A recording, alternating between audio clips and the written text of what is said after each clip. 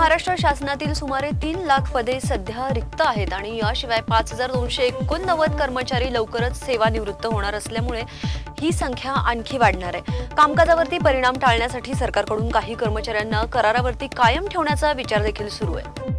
जालना जिल्ह्यातील श्रीगोंदा शाळेमध्ये धक्कादायक प्रकार समोर आलाय। प्राचार्य दामू रोजरेकर हे दारूच्या नशेत वर्गातच झोपलेले आढळलेत आणि त्यांच्या खिशात देशी दारूची बाटली सुद्धा सापडली आहे। विद्यार्थ्यांनी आणि शिक्षकांनी व्हिडिओ काढून प्रशासनाकडे तक्रार केली। शिक्षण विभागाकडून तपास सुरू असून लवकरच कारवाई होण्याची शक्यता आहे। भारताने जून 2025 मध्ये रशियाकडून 2.08 दशलक्ष बॅरल प्रतिदिन क्रूड ऑइल आयात करत विक्रमी स्तर गाठलाय आणि पेट्रोलियम मंत्री हरदीप पुरी यांनी स्पष्ट केले की भारताच्या ऊर्जा धोरणावरती कोणताही आंतरराष्ट्रीय दबाव परिणाम करणार नाहीये। अमेरिकेत प्रस्तावित 500% टॅरिफ धोरणाचा भारतावरती संभाव्य परिणाम असला तरी सरकारने रशियन ऑइल आयात सुरू ठेवण्याचा इशारा देखील दिलाय। अक्कलकोटमध्ये संभाजी ब्रिगेडचे प्रदेशाध्यक्ष प्रवीण गायकवाड यांच्यावरती काळी शाई फेकून हिंसात्मक हल्ल्यानंतर मराठा क्रांती मोर्चा मैदानात उतरलाय आणि त्यांनी या घटनेवरती तीव्र निषेध व्यक्त केलाय। मोर्चाच्या ज्येष्ठ समन्वयक दिलीप भाऊ कोल्हे म्हणाले की अशा प्रकारे भ्याड कृत्य करणे अत्यंत निंदनीय आहे। संविधानाने आंदोलनाचा अधिकार दिला आहे पण हिंसा आणि गुन्हेगारीचा अधिकार दिलेला नाहीये।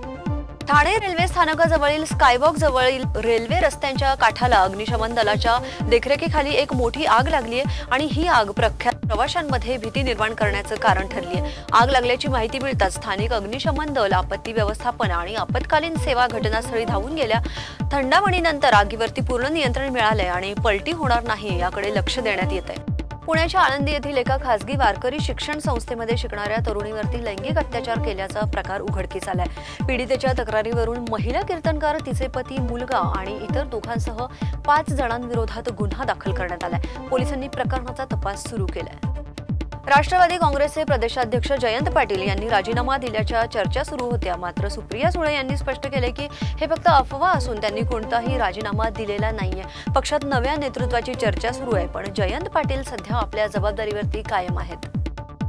भारतीय वायुदलाचे ग्रुप कॅप्टन शुभांशु शुक्ला जे एक्झिओम मिशन 4 अंतर्गत आंतरराष्ट्रीय अंतराळ स्थानकावरती गेले होते ते आज म्हणजे 14 जुलै रोजी पृथ्वीवरती परतणार आहेत। त्यांनी 17 दिवसांमध्ये विविध वैज्ञानिक प्रयोग देखील केलेत। स्पेस एक्सच्या ड्रॅगन यानातून त्यांनी स्प्लॅश डाऊन लँडिंग उद्या 15 जुलैला अपेक्षित आहे। त्यांनी अंतराळातून भारताचा अभिमान व्यक्त करत सारे जहां से अच्छा असं देखील म्हटलंय। लाडकी बहीण योजनेमुळे निधी उशीर, अजित पवार गटातील मंत्र्यांची नाराजी। महाराष्ट्र सरकारच्या लाडकी बहीण योजनेसाठी मोठ्या प्रमाणात निधी राखून ठेवण्यात आल्यामुळे इतर विकास कामांना निधी मिळण्यात अडथळा येत असल्याची तक्रार अजित पवार गटातील काही मंत्र्यांनी केली आहे। मंत्री दत्तात्रय भरणे आणि छगन भुजबळ यांनी यावरून खुलेपणाने नाराजी व्यक्त केली आहे। त्यांनी सांगितले की 45,000 कोटींचा निधी या योजनेसाठी राखीव ठेवला गेल्यामुळे बाकीच्या योजनांना आर्थिक अडचणी येत आहेत आणि दरम्यान मुख्यमंत्री फडणवीस यांनी स्पष्ट केले की कोणत्याही इतर खात्याचा निधी वळवलेला नाहीये।